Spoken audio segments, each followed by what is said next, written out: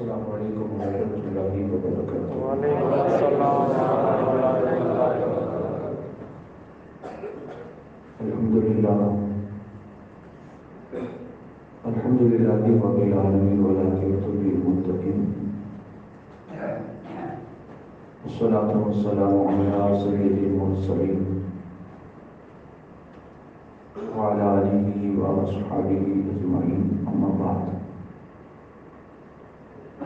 اعوذ باللہ من الشیطان الرجیم، بسم اللہ الرحمن الرحیم۔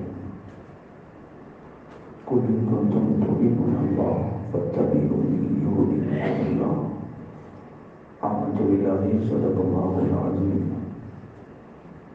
إن الله وملائكته يصلون على النبي يا أيها الذين آمنوا صلوا عليه وسلموا تسليما،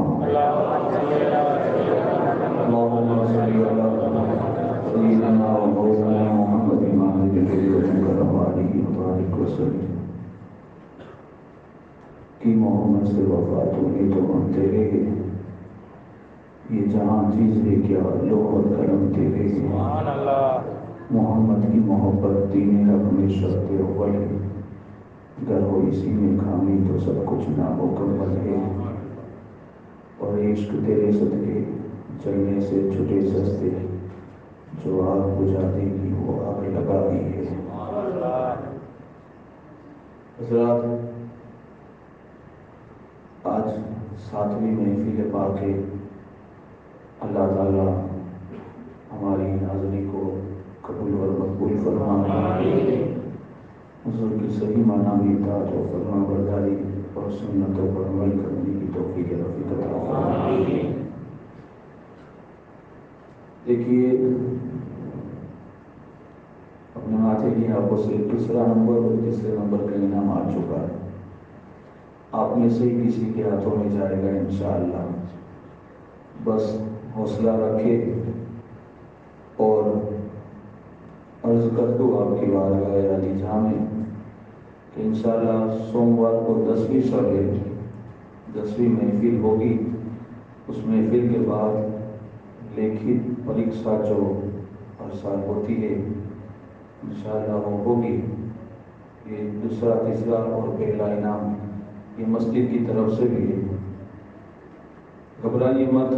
کچھ لوگ کہتے کیا جواب بہت بڑے ہوں گے، نہیں، ایک ہی ورق ایک ہی پیج ہوگا، دونوں طرف 25 سوال ہوگے، اور جس میں سے تقریباً 8 سوال ایسے رہیں گے، چلو 10 سوال ایسے رہیں گے، وہ پریکشا دینے جاتے ہو تو نہیں ہوتا کاؤس ماں آپل وکلپوں تھی خالی جگہ پر کرو، تو انشاءاللہ 10 سوال اس طرح ہوگے، 25 سوال، اور سوال 4 مارک کا رہے گا، تو 100 مارک کا یہ آپ کا پیپر ہو جائے گا۔ صرف خالی جگہ بھی بھرنے کی ہوگی، بہت زیادہ نہیں ہوگا، لوگ جانتے ہیں، لیکن کچھ نئے حضرات بھی ہیں، اور آپ لوگوں سے بھی گزارش ہے کہ جو لوگ اس میں انعامات میں حصہ لینا چاہتے ہو تو وہ لوگ بھی تھوڑا مدد کرے، ہمت کرے، کیونکہ ہو سکتا ہے آپ کے اس حوصلے سے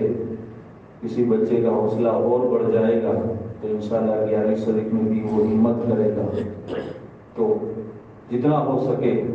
اور دوسرا یہ کہ آپ حصہ لیں، اور انشاءاللہ ابھی نواں مجلس کے بعد ہی جو لوگ حصہ لینا چاہتے ہیں وہ اپنا نام لکھا دیں، تاکہ میں بھی اپنی اس طرف سے حساب سے تیاری کر لوں۔ آج کی رات ہے، کل کی رات ہے، اتوار تک دوپہر تک آپ کا وقت ہے، جو حضرات نام لکھوانا چاہتے ہو وہ نام لکھوا دے۔ اللہ تعالیٰ ہمیں ان باتوں کو سیکھنے اور سمجھنے کی توفیق رفیق عطا فرمائے۔ بہت نالج رکھتے ہیں ہم،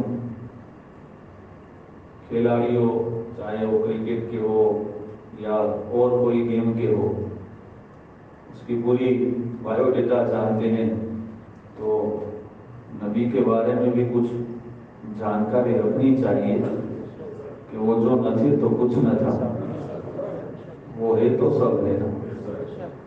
تو کیا کیا انہوں نے امت کے لیے تکلیفیں اٹھائی، اللہ نے کس طرح اپنے حبیب کو بھی نوازا ہے، آپ جو تقریر میں سنے اسی کے اندر ہی سے سوال جواب ہوں گے، تو گھبرانے کی بھی کوئی بات نہیں، بس آپ کا کاغذ لے کر بیٹھ جانا بھی یہ آپ کے لیے بہت ایک ہمت کی بات ہے۔ آپ کا یہ حوصلہ کتنا ہے، صرف کاغذ لینا یہ بھی ایک بڑی بات ہے، لکھنا نہ لکھنا تو درکنار، صرف کاغذ لے کر بیٹھنا، صرف قلم چلانا وہ بھی بہت بڑی ہمت کی بات ہے۔ تو جتنا ہو سکے میں نوجوانوں سے زیادہ گزارش کرتا ہوں کہ آپ لوگ تو ابھی نوجوانی کی دہلیز پر قدم رکھے ہو، آپ کا دماغ بھی تر و تازہ ہے، جتنا ہو سکے ان باتوں کو ایکسیپٹ کر کے کانوں سے سن کر دل میں سمائے رکھے، اور یہی نہیں کہ بس امتحان تک ان باتوں کو یاد رکھنا ہے، پریکشا پھر کون تقریر میں کیا ہوا یہ اپنی زندگی میں باتیں یاد رکھے، کبھی کوئی ایسے نالج کی بات آئے تو یہ کام بھی آنے والی ہے۔ گزشتہ کل ہجری سن پہلی کے واقعات کی شروعات ہوئی تھی۔ دیکھیے صحابہ کا جو عشق ہے نا، ویسا دنیا میں کوئی عاشق نہیں ہے حضور کا۔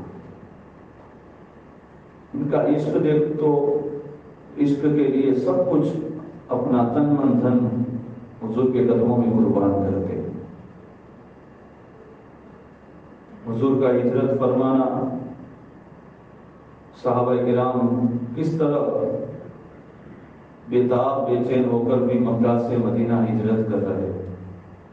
وہ بہت واقعہ مشہور ہے حضرت صہیب کا، جو کلمہ پڑھے تھے، حالانکہ وہ بھی مالدار ہے، پر وہ بھی ایسی خوشبو لگاتے ہیں جس خوشبو کے ذکر کچھ دن پہلے ہو چکا ہے صحابی کے بارے میں۔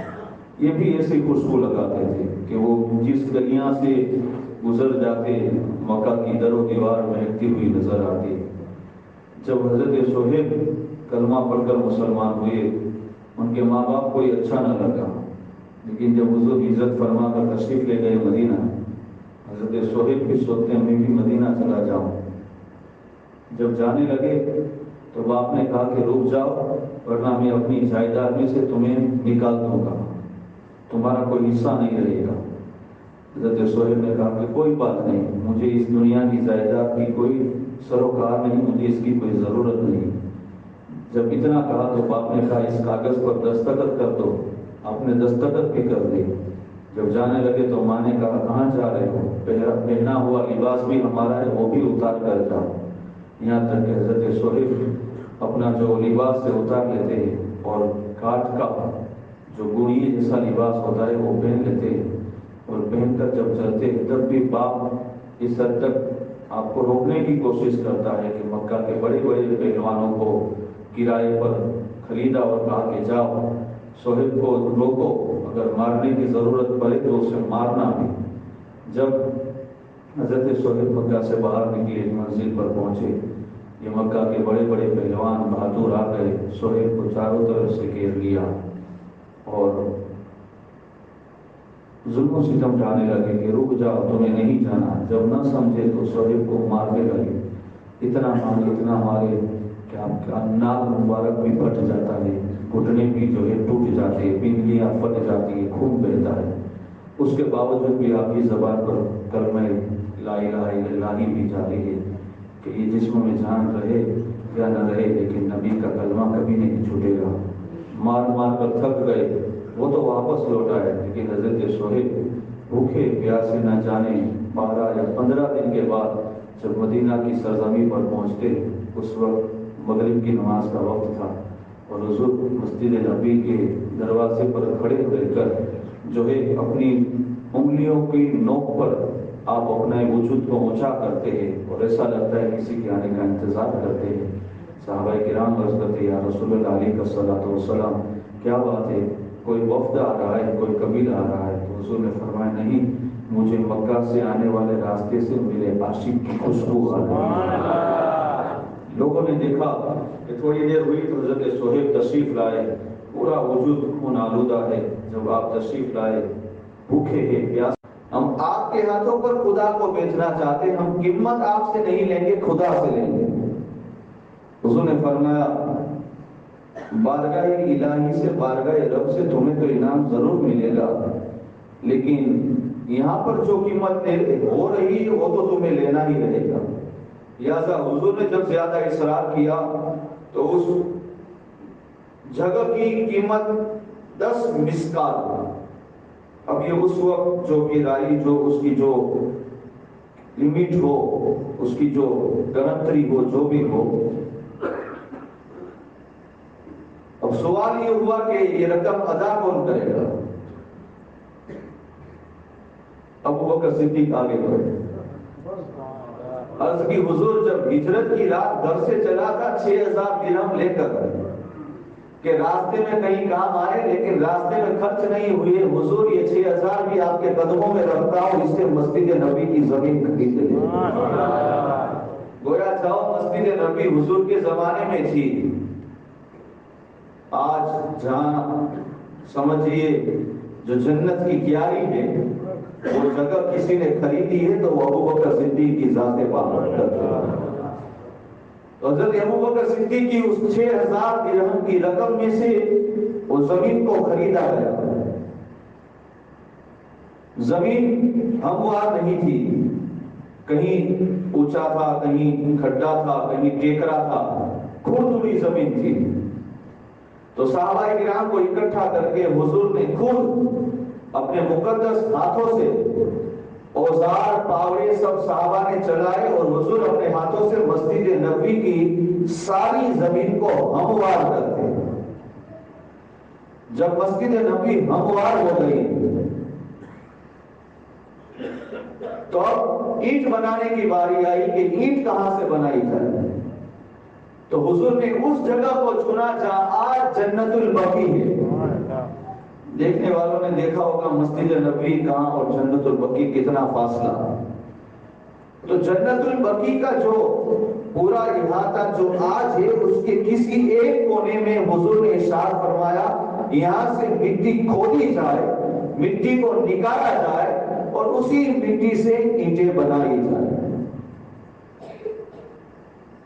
جب زمین کھودی گئی کچھ پتھر بھی نکلے. حضور نے فرمایا یہ پتھر بھی مسجد نبی کی تعمیر میں لگا دی جائے.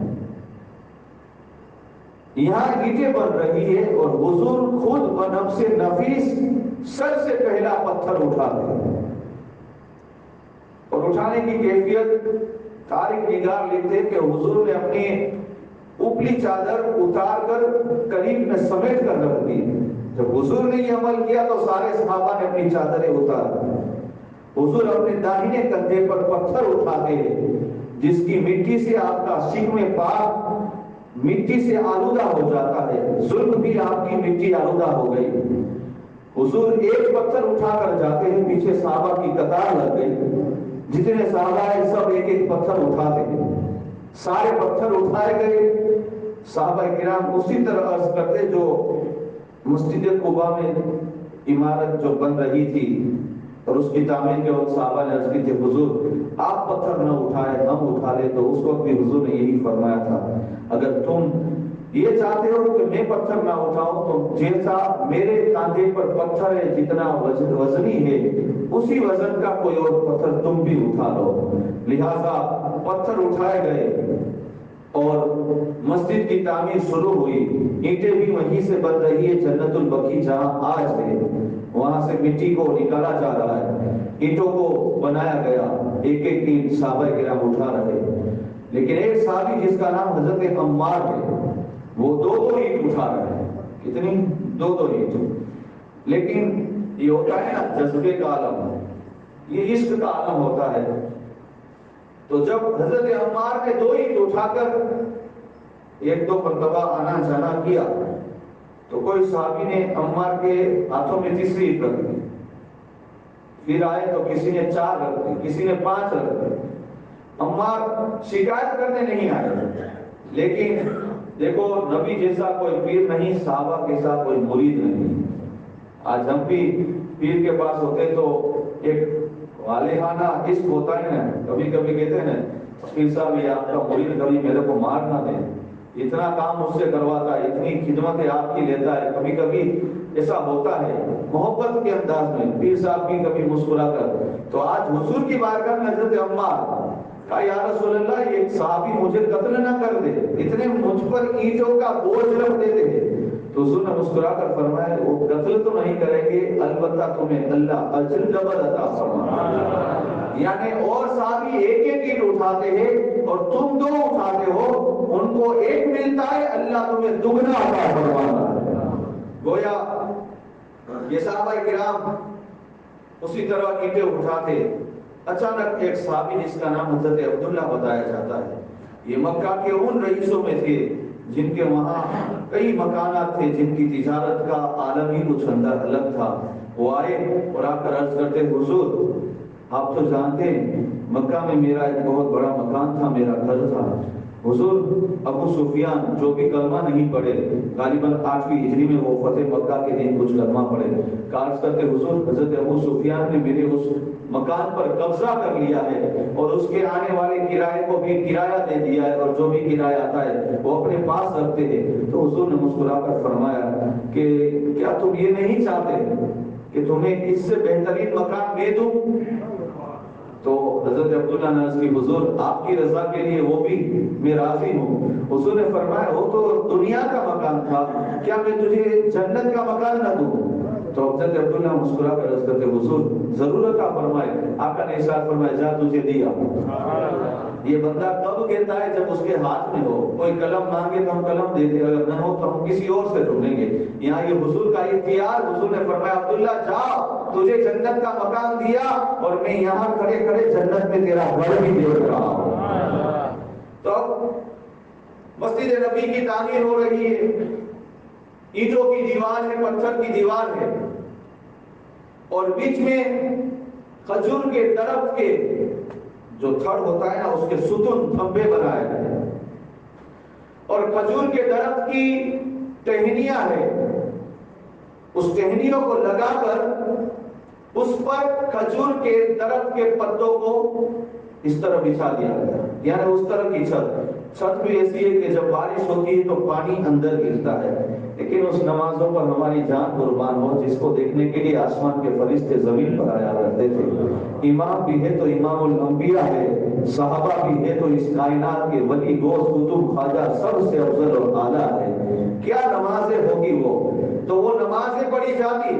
اب صحابہ کی تعداد بڑھتی جا رہی ہے، تو حضور نے ارشاد فرمایا کہ اب کوئی ایسا عمل کیا جائے جس سے صحابہ کو اطلاع دی جائے کہ نماز کا وقت ہے، کیونکہ صحابہ کی تعداد تھوڑی کم تھی تو آمد و رفت ہوتی رہتی، لیکن اب صحابی پھیلنے لگے، مدینہ شہر میں لوگ تجارتوں میں مشغول رہتے، نماز کا وقت کس طرح لوگوں کو آگاہ کیا جائے؟ تو ایک صحابی رسول عرض کرتے حضور کیا کیا جائے؟ تو آقا نے ارشاد فرمایا سارے صحابہ کو مسجد میں اکٹھا کیا جائے۔ سارے صحابہ مسجد نبی میں اکٹھا ہوئے اور حضور نے ارشاد فرمایا میں تم سے مشورہ لینا چاہتا ہوں۔ دیکھو مشورہ لینا حضور کی سنت ہے، اگرچہ اپنے پاس سارا اختیار ہونے کے باوجود بھی حضور مشورہ لے رہے کہ میرے صحابہ بتاؤ کیا کیا جائے۔ ایک صحابی کھڑے ہوئے اور عرض کرتے حضور جو ہے بیل بجائی جائے، جو اپنی بھاشا میں ڈنکا نہیں کہتے، تو حضور نے فرمایا نہیں، یہ تو یہودیوں عیسائیوں کا طریقہ ہے۔ آج بھی عیسائی کے بڑے بڑے گرجا گھر میں جو ہے اس طرح ڈنکے بجائے جاتے ہیں، مینار جیسا ہوتا ہے اس میں بڑا جو ہے ڈنکا ہوتا ہے وہ بجاتے ہیں۔ حضور نے فرمایا نہیں۔ تو کوئی صحابی کھڑے ہو کر عرض کرتے حضور شنکھ بجایا جائے، تو حضور نے فرمایا نہیں، یہ یہودیوں کا طریقہ ہے۔ تو کوئی صحابی کھڑے ہو کر عرض کرتے حضور کسی بڑی جگہ پر نماز کا وقت ہو تو آگ سلگائی جائے تاکہ دھواں اٹھے گا تو لوگوں کو پتہ چلے گا کہ نماز کا وقت ہو گیا۔ حضور نے فرمایا نہیں، یہ آگ جلانا مجوسیوں کا طریقہ ہے۔ اور کوئی بتائے تو عمر فاروق اعظم ادب سے کھڑے ہوئے، عرض کی حضور اجازت ہو تو میں بھی کچھ بولوں؟ آقا نے ارشاد فرمایا ہاں عمر بولو، تم کیا کہنا چاہتے ہو؟ تو عمر فاروق اعظم عرض کرتے حضور کیوں نہ کوئی ایک بندہ مقرر کر دیا جائے، کوئی کسی بڑی جگہ پر کھڑے رہ کر لوگوں کو نماز کے لیے بلائے۔ تو حضور نے مسکرا کر فرمایا یہ صحیح ہے، یہ صحیح ہے۔ حضور نے فوراً بلایا، بلال کہاں؟ بلال کہاں ہے؟ بلال سنو عمر کیا کہہ رہے، اب تمہاری ڈیوٹی ہے اسی بڑی جگہ پر کھڑے ہو کر تمہیں لوگوں کو نماز کے لیے پکارنا ہے۔ غالباً یہ فیصلہ ظہر کی نماز سے پہلے ہوا، ظہر کی نماز کا وقت ہوا، بلال کھڑے ہو گئے۔ اب اس طرح بلایا جا رہا، راوی الگ الگ ہے، کوئی کہتا ہے کہ الصلاۃ الجامعہ یعنی آؤ نماز کے لیے اکٹھا ہو، اس طرح پکارا گیا۔ جو بھی انداز رہا بلال کا، بلال حبشی کا، ظہر، عصر، مغرب اور عشاء ان 4 وقت میں بلال حبشی نے اس طرح پکار کر کہا۔ لیکن جب عشاء کی نماز کے بعد سارے صحابہ بستر استراحت پر آرام فرما رہے، ایک صحابی ہے جس کا نام عبداللہ بن زید ہے، وہ سوئے تو خواب میں کیا دیکھتے ہیں، ایک نورانی شکل و صورت والا انسان آیا جس نے اپنے جسم پر 2 چادر سبز رنگ کی پہنی ہے اور ان کے ہاتھ میں سنگ ہے۔ عبداللہ بن زید خواب میں اسے پوچھتے ہیں، اسے کہتے ہیں کہ یہ سنگ مجھے دے دو۔ آنے والے خواب میں آنے والا کہتا ہے اس سنگ کا تم کیا کرو گے؟ کہا ہمیں نماز کا جب وقت ہو تو اس سنگ کو بچا کر لوگوں کو اطلاع دی جائے۔ تو آنے والا کہتا ہے کیا حضور نے صبح کیا فرمایا تھا سنا نہیں؟ حضور نے صبح کیا فرمایا سنا نہیں؟ سنگ بچانا کس کا طریقہ ہے؟ البتہ تم کہو تو تمہیں کچھ کلمات سکھاؤ۔ خواب میں عبداللہ بن زید خواب میں دیکھ رہے، کہنے والا کہہ رہا ہے کہ اگر تم کہو تو تمہیں کلمات سکھاؤ۔ عبداللہ بن زید خواب کے عالم میں کہتے ہاں مجھے سکھاؤ۔ سکھا رہا ہے اللہ اکبر اللہ اکبر اللہ اکبر اللہ اکبر، اشہد ان لا الہ الا اللہ 2 بار، اشہد ان محمد رسول اللہ 2 بار، حی علی الصلاۃ 2 بار، حی علی الفلاح 2 بار، اللہ اکبر اللہ اکبر، اور پھر لا الہ الا اللہ کہا جاؤ نبی کو سنا دینا۔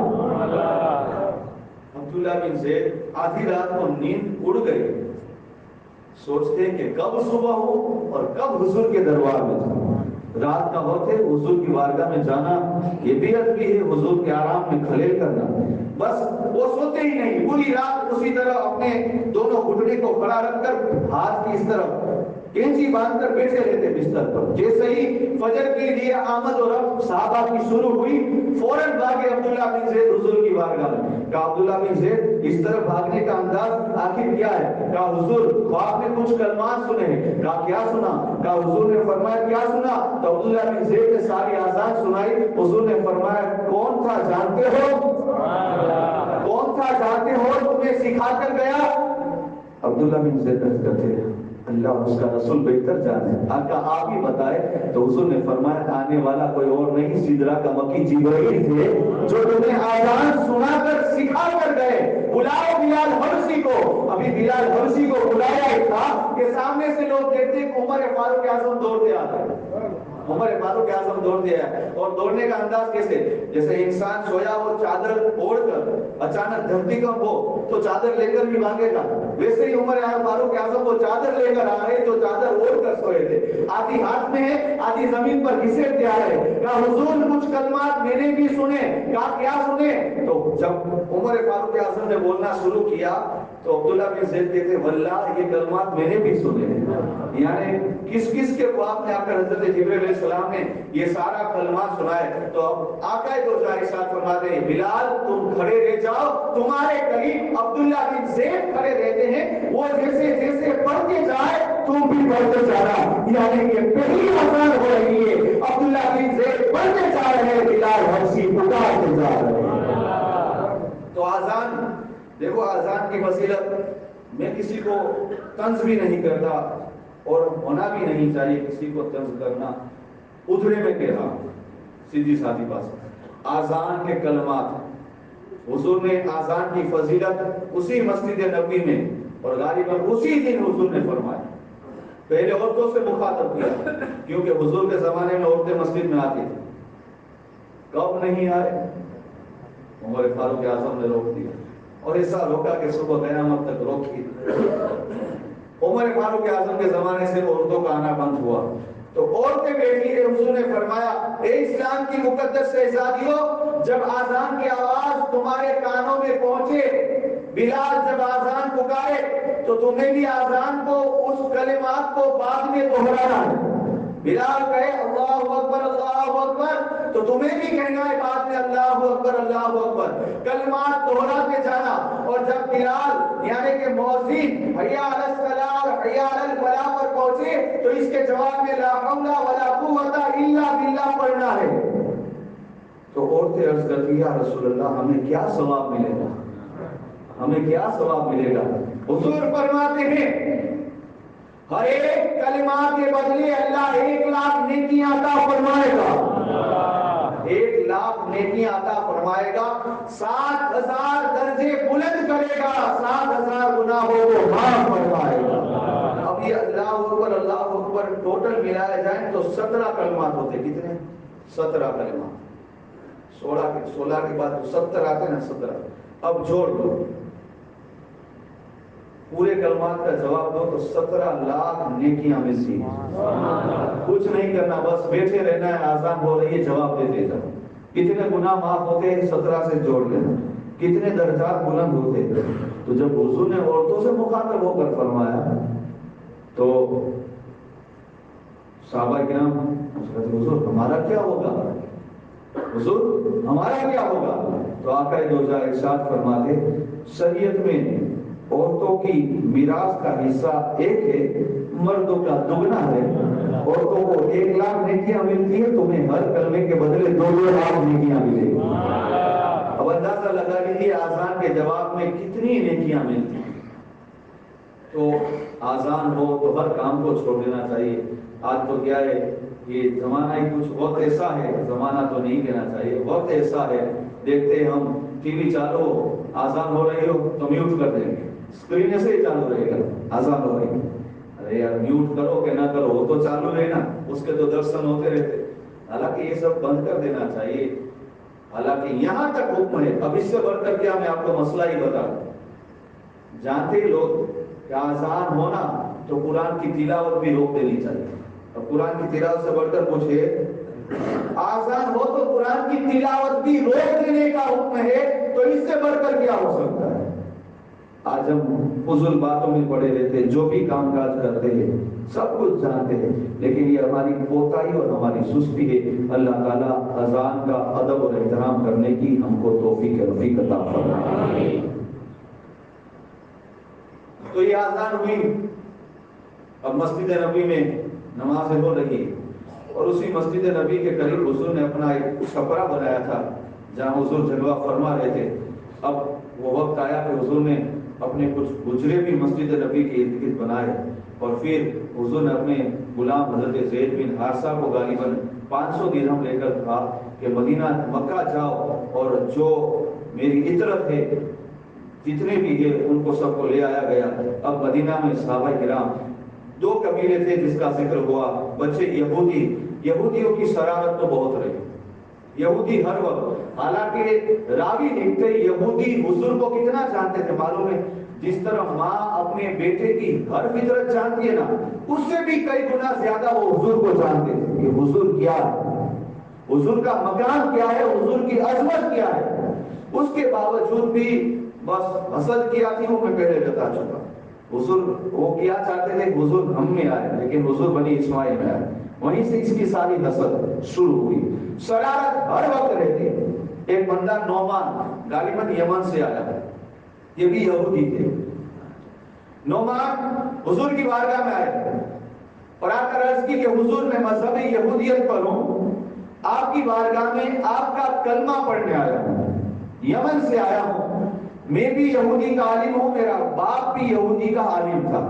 ہمارے پاس توریت کا ایک نسخہ تھا جس میں میرے والد نے مہر لگا کر اس کے کچھ اوراق کو بند کر دیا تھا اور مجھے حکم دیا تھا کہ اسے مت کھولنا اور اسے مت پڑھنا. پڑھنا ہو تو دوسرے اوراق پڑھنا، ان اوراق کو جس پر میں نے مہر لگائی ہے اس کو نہیں پڑھنا. لیکن ہاں اس وقت پڑھنا اگر تو زندہ رہے اور تجھے خبر پہنچے کہ اللہ کا آخری نبی ہجرت کر کے مدینہ آیا ہے تب کھول کے پڑھ لینا، اور پڑھنے کے بعد سیدھا مدینہ جا کر ان کے ہاتھوں پر ہاتھ رکھ کر کلمہ پڑھ کر اسلام کو قبول کر لینا. کہا حضور میں نے کھولا نہیں، لیکن جب پتا چلا کہ آپ مکہ سے ہجرت کر کے مدینہ آئے تو میں نے اس اوراق کو کھولا۔ اس 2 اوراق میں توریت میں اللہ نے آپ کا اور آپ کی امت کا ذکر کیا، اور وہ مختصر ذکر ہے 2 اوراق میں، حالانکہ ذکر تو توریت میں حضور کا بھی ہے، حضور کی امت کا بھی ہے، لیکن جس اوراق کو بند کیا اس میں کچھ مختصر ذکر تھا۔ کہا حضور یہ مختصر ذکر پڑھ کے میں اسلام کا شہری ہو گیا۔ حضور نے فرمایا کیا ہے؟ کہ حضور اس اوراق میں یہ لکھا تھا کہ آپ آخری نبی بن کر دنیا میں تشریف لائیں گے، آپ کے بعد کوئی امت نہیں، آپ کے بعد کوئی نبی نہیں ہوگا، اور آپ کی امت کے تعلق سے یہ لکھا ہے، یہ الفاظ لکھے کہ جس طرح ایک پرندہ صبح کے وقت اپنے گھونسلے سے نکل کر اڑ جاتا ہے اور شام کے وقت اپنے بچوں کی محبت میں واپس لوٹتا ہے، ورنہ پرندے تو کہاں ہے، صبح یہاں ہوتی ہے شام کہاں ہوتی ہے، لیکن پرندے کے بچے گھونسلے میں ہو تو یہ بھی دیکھو اللہ کی ایک قدرت ہوتی ہے کہ بچوں کی محبت میں پرندہ اپنے گھونسلے میں شام کے وقت لوٹتا ہے۔ کہا حضور جس طرح ایک پرندہ صبح کے وقت اپنے گھونسلے سے اڑ کر گیا اور شام کے وقت اپنے بچوں کی محبت میں پھر گھونسلے میں آیا، اللہ تعالیٰ آپ کی امت سے اتنی ہی محبت کرتا ہے، کل قیامت کے دن اللہ کی رحمت آپ کی امت کو اسی طرح تلاش کرے گی جس طرح پرندہ اپنے گھونسلے کو تلاش کرتی ہے، اور جیسے پرندہ اپنے پروں کو پھیلا کر اپنے بچوں کو اپنی باہوں میں لیتا ہے، اسی طرح رحمت الہی پھیل کر آپ کی امت کو اپنے باہوں میں لے لے گی۔ حضور آپ کی امت کا اس طرح ذکر ہے تو میں اسلام پر شیدا ہو گیا، حضور مجھے کلمہ پڑھوائے، حضور کے ہاتھوں پر حضرت نعمان نے کلمہ پڑھا اور صحابیت کے وہ مقام پر فائز ہوئے، اللہ نے انہیں شہادت کی ایک موت، ایسی موت عطا فرمائی کہ حضور کی غالباً حیات ظاہری کے بعد ایک بندہ جس کا نام اسود بن انسی بتایا جاتا ہے، یہ اسود انسی نے نبوت کا دعویٰ کیا تھا، اور جب نعمان کو پتا چلا اسود انسی نے نبوت کا دعویٰ کیا تو اس کو سبق سکھانے کے لیے حضرت نعمان خود تنہے تنہا چلے، اسود انسی تک تو پہنچے، لیکن اس کا قہر ایسا تھا، اس کی طاقت ایسی تھی کہ حضرت نعمان اس کا مقابلہ نہ کر سکے، حضرت نعمان کو قید میں کر دیا اور حضرت نعمان سے کہا کہ میرا کلمہ پڑھ تو تجھے چھوڑ دوں گا۔ حضرت نعمان نے مسکرا کر کہا تیرا کلمہ پڑھوں گا تو تو مجھے چھوڑ دے گا، تو سن لا الہ الا اللہ محمد رسول اللہ، تو کلمہ پڑھائے گا دنیا سے چھوڑے گا، ارے یہ کلمہ تو مجھے جنت سے دور کر رہا ہے، جہنم سے دور کر رہا ہے، یعنی جہنم کی آگ سے میرے لیے چھٹکارے کا سبب ہے، تو کیا مجھے چھوڑے گا؟ تو اس نے آپ کو مارنا شروع کیا، کوڑے برسائے، لیکن آپ کی زبان پر حضور کا بھی کلمہ ہے، یہاں تک کہ آپ کی 10 انگلیوں کو کاٹ ڈالا، آپ کی زبان پر کلمہ جاری ہے، آپ کے بازو کو کاٹ ڈالا، کلمہ جاری ہے، پیروں کو کاٹ ڈالا، کلمہ جاری ہے، آنکھوں کو نکال رہا ہے، زبان پر کلمہ جاری ہے، یہاں تک کہ آپ کے جسم کی بوٹیاں کر دی، کلمہ زبان پر جاری ہے، ساری ہے، ایسی اللہ نے شہادت کی موت عطا فرمائی۔ اب یہودی سب کچھ جانتے تھے، یہودی کا سب سے بڑا جو عالم مدینہ میں تھا جس کا نام عبداللہ بن سلام ہے، جب انہوں نے سنا کہ حضور آئے ہجرت کر کے تو خود فرماتے، اب ان کی زبان سے سنو، وہ خود فرماتے میں کھجور کے درخت پر تھا اور میری پھوپھی نیچے تھی، میں کھجور کے درخت سے کھجور کی گٹھلیاں اکٹھا کھجور کو اکٹھا کر رہا تھا، آنے والے نے کہا کہ نبی آخر الزمان مکہ سے ہجرت کر کے مدینہ آئے، کہتے جب میں نے اتنا سنا تو درخت پر چڑھنے میں مجھے ڈر لگتا تھا، خوف لگتا تھا، اس درخت سے میں چھلانگ مار کے نیچے آ گیا۔ میری پھوپھی کہتی عجیب بات ہے، کاش موسیٰ علیہ السلام آتے تو کہا تو نہیں اترتا، کیا کہتے ہیں موسیٰ علیہ السلام آتے تو کہا نہیں اترتا، کہا تو کیوں اترے ہو؟ کہا یہ تو موسیٰ کے نبی آئے، یہ تو موسیٰ کے نبی آئے۔ اب عبداللہ بن سلام فرماتے ہیں میں نے حضور کی ساری نشانیاں توریت کا عالم ہے خود، فرماتے ہیں میں نے حضور کی ساری نشانیاں توریت میں پڑھی ہے، ان کا بیان کیا رہے گا، ان کی نصیحت کیا رہے گی، میں بس وہ سننے کے لیے حضور کی محفل میں شریک ہونے کے لیے مسجد نبی کی طرف گیا۔ جب میں گیا تو دور سے حضور کا مکھڑا دیکھ کر زبان سے کہنے لگا اپنے آپ کو کہ ایسا مکھڑا تو نبی کے سوا کسی اور کا ہو ہی نہیں سکتا. نور کی چمک دمک. میں آ کر پیچھے بیٹھ گیا اور حضور نے مجھے دیکھ کر حضور کی زبان پاک سے یہ کلمات نکلے: اے لوگوں، آپس میں سلام کو عام کرو. سلام کرو گے وہ تو تمہارے لیے دعا ہے، تم جواب دو گے تو اس کے لیے دعا ہے. یعنی سلام کیا ہے؟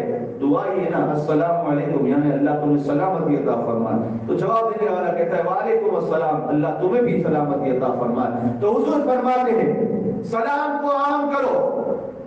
پھر فرمایا دوسرا حضور نے مسکین، غریب اور بھوکوں کو کھانا کھلاؤ. تیسری حضور نے فرمایا صلہ رحمی کو برقرار رکھو. لوگ رشتے توڑے تو توڑنے دو، لیکن تم ہر وقت رشتوں کو جوڑنے کی کوشش کرنا. اور چوتھا حضور نے فرمایا جب لوگ سوئے ہو رات کو تو تم مصلی بچھا کر تہجد کی نماز پڑھنا. جب یہ 4 کلمات عبداللہ بن سلام فرماتے ہیں کہ میں نے توریت میں یہ پڑھا تھا کہ نبی آخر الزمان اپنے صحابہ کو یہ وصیت کریں گے، یہ نصیحت کریں گے. گویا میں آیا تو حضور کو یہ سب علم ہو گیا، تو حقیقت میں سمجھ گیا کہ اللہ کا نبی. عبداللہ بن سلام کھڑے ہو گئے. جب جانے لگے تو حضور نے پھر فرمایا کہ جو یہ 4 عمل ادا کرے گا اپنی زندگی میں، اللہ اسے سلامتی کے ساتھ جنت میں داخل فرمائے گا. سلام کو عام کرو، یہ ہمارے لیے بھی ہے. سلام کو عام کرو. لوگ راتوں کو سوئے ہو، کبھی کبھی ہماری نیند اڑ جاتی ہے نا، ہم کہتے ہیں وہ میری نیند اڑ گئی، لیکن یہ نیند اللہ کی طرف سے اڑی ہے. گویا رب چاہتا ہے بندے تیری نیند اڑ گئی، تجھے جگا دیا گیا ہے، کاش مصلی بچھا کر 2 رکعت پڑھ لے. یہ نیند کا اڑنا بھی ایک اللہ کی طرف سے انعام سمجھو ہمارے. پھر فرماتے ہیں آپس کی جو رشتہ داریاں ہیں اسے منقطع مت کرو، اسے برقرار رکھو. لوگ توڑنے کا کرے تو تم جوڑتے جاؤ. اور پھر جب وہ جانے لگے تو سمجھ گئے کہ حقیقت میں نبی آپ فرمائے. اب اس وقت عبداللہ بن سلام نہ آئے. جب حضور تنہا تھے تو عبداللہ بن سلام آئے. کہا حضور میں آیا تھا آپ کی محفل میں اور میں نے توریت میں بھی آپ کی نشانیاں پڑھی، وہ ساری میں نے پا لی، لیکن ایک ہی 2 ہی سوال میں پوچھنا چاہتا ہوں. اور توریت میں لکھا ہے کہ یہ 2 سوال کے جواب وہی دے گا جو نبی آخر الزمان ہوں گے، اللہ کا برحق نبی ہوگا. حضور نے فرمایا بتاؤ کیا سوال ہے؟ کہا حضور پہلا سوال یہ کہ قیامت کے دن لوگوں کو حشر کے میدان میں اکٹھا کیسے کیا جائے گا، اور دوسرا سوال یہ کہ جنتیوں کی پہلی غذا کون سی ہوگی. حضور نے فرمایا کہ بکریوں کا ریوڑ دیکھے ہو؟ تو عبداللہ بن سلام نے عرض کی حضور ہاں میں نے دیکھا ہے. کہا جب شام کا وقت ہوتا ہے تو چرواہا بکریوں کو بھانپتا ہے، دیکھا ہے؟ کہا حضور ہاں دیکھا ہے. تو حضور نے فرمایا بس اسی طرح جس دن قیامت ہوگی نہ قائم، اس وقت پورب کی طرف ایک آگ ظاہر ہوگی اور اس آگ کی وجہ سے لوگ بھاگیں گے. یعنی آگ لوگوں کو پچھم میں دھکیلے گی، مشرق میں دھکیلے گی اور حشر کے میدان میں لوگ اکٹھا ہو جائیں گے. کہا حضور صحیح کہا آپ نے، وہی توریت میں بھی بتایا. کہا حضور جنتیوں کی پہلی غذا کون سی ہوگی؟ تو حضور نے فرمایا سن عبداللہ بن سلام، 7 زمین کو اللہ نے ایک مچھی کی پشت پر قائم کیا ہے. مچھلی ہوتی ہے نا، اس کی پشت پر قائم کیا ہے. اور کل قیامت کا دن ہوگا جب جنتی جنت میں جائیں گے، اللہ اس مچھلی کی کلیجی میں وہ برکت عطا فرمائے گا کہ سارے جنتیوں کو اسی مچھلی کی کلیجی کو کھلایا جائے گا. تو عبداللہ بن سلام نے عرض کی کہ حضور ہاں بس حضور اب کچھ نہیں پوچھنا، ہاتھ آگے بڑھائیے، کلمہ پڑھوا کر اپنا امتی بنا لیجیے. عبداللہ بن سلام نے جب کلمہ پڑھ لیا تو عبداللہ بن سلام کہتے حضور یہودی جو ہے دھوکے باز ہے، وہ مجھ پر ظلم و ستم کریں گے. یا رسول اللہ علیہ الصلوۃ والسلام آپ مجھے کہیں چھپا دیجیے اور سارے یہودی کو اکٹھا کیجیے. سارے یہودی کو اکٹھا کرنے کے بعد میرے معاملات اس سے پوچھو کہ تمہارا جو عالم ہے عبداللہ بن سلام کیسا ہے. جب وہ میرے بارے میں بتا دیں گے تو جب وہ خاموش ہو جائیں گے تو میں پھر باہر آؤں گا، آ کر ان سبوں کے سامنے کلمہ پڑھوں گا اور جو ہے اسلام کی دعوت سب کو پیش کروں گا۔ حضور نے فرمایا ٹھیک ہے عبداللہ بن سلام۔ ایک روایت میں ہے کہ حضور نے اسے اپنے پیچھے چھپا دیا، یا جو ہے کسی کمرے میں حضور نے عبداللہ بن سلام کو چھپا دیا، اور مدینہ میں جتنے یہودی ہیں سب کو بلایا۔ یہودی سارے اکٹھا ہو گئے، بڑے بڑے جو ہے اس کے رہبر تھے اور بڑے بڑے جو اس کے لیڈر وغیرہ تھے سب آ گئے۔ حضور نے فرمایا یہودیو تم مدینہ میں رہ رہے ہو، بتاؤ تمہارا جو عالم ہے، تمہارا رہبر ہے عبداللہ بن سلام کے تعلق سے تمہارا نظریہ، تمہارا جو ہے منشا کیا ہے، تمہارا کہنا کیا ہے؟ تو سب نے کہا ہوا سردار و ابن سردار، وہ ہمارے سردار ہیں اور ہمارے سردار کے بیٹے، یعنی وہ بھی سردار تھے، ان کے والد بھی سردار تھے۔ حضور نے فرمایا اچھا اتنا ہی؟ کہا نہیں حضور، وہ بھی ہماری مذہب کے بہت بڑے عالم ہیں، ان کے والد بھی ہمارے مذہب کے عالم ہیں، وہ ہمارے لیے سردار کا مقام رکھتے ہیں، بہت اچھی عادت والے ہیں۔ جب اتنا کہا حضور نے فرمایا عبداللہ ابن سلام باہر آؤ۔ جب عبداللہ ابن سلام باہر آئے حضور نے فرمایا اب تم کیا کہنا چاہتے ہو؟ تو عبداللہ ابن سلام نے سب کے سامنے کہا کہ لوگوں تم مانو یا نہ مانو، میں حضور کو گواہ رکھ کر تم سب کے سامنے اسلام کو قبول کرتا ہوں، اشہد ان لا الہ الا اللہ و اشہد ان محمدن عبدہ و رسولہ، اور تمہیں بھی دعوت دیتا ہوں کہ تم بھی مان جاؤ نبی کو، کلمہ پڑھو۔ جب اتنا کہا تو جو ابھی تک ان کی عظمت کے خطبے پڑھتے تھے کہنے لگے تم شریر ہو، ابن شریر ہو، تم شرارت کرتے ہو، تم شرارت کرنے والوں کے بیٹے ہو۔ ابھی کیا کہتے تھے کہ عالم ہے، عالم کے بیٹے ہیں، سردار ہے، ان کے والد بھی سردار ہے، لیکن اب کہتے ہیں کہ تم شریر ہو، شرارت کرنے والے ہو، تم فساد کرنے والے ہو۔ کئی لوگ چلے گئے، کئی لوگ کلمہ پڑھ کر اسلام کو قبول کرتے جاتے ہیں۔ اس طرح مدینہ شریف میں یہ پہلی ہجری ہے، اسلام کی بہار پھیلتی جا رہی ہے۔ اب ایک عظیم ذات کلمہ پڑھ رہی ہے، کون ہے اس کا ذکر کل ہوگا۔ نماز کی تعدادوں میں کیا جو ہے تبدیلیاں ہوتی ہے انشاءاللہ کل ہوگا۔ ابھی مدینہ مرکز خلائق اور ساری کائنات کے لیے ایک روحانیت کا مرکز بنتا ہے۔ جو اب تک یثرب تھا، بیماریوں کا گھر تھا، اب سارے لوگ یہی کہتے ہیں نہ آرام جس کی بات ہو سارے زمانے سے اٹھا لے جائے، تھوڑی بات ان کے آستانے سے اثر ہوگا۔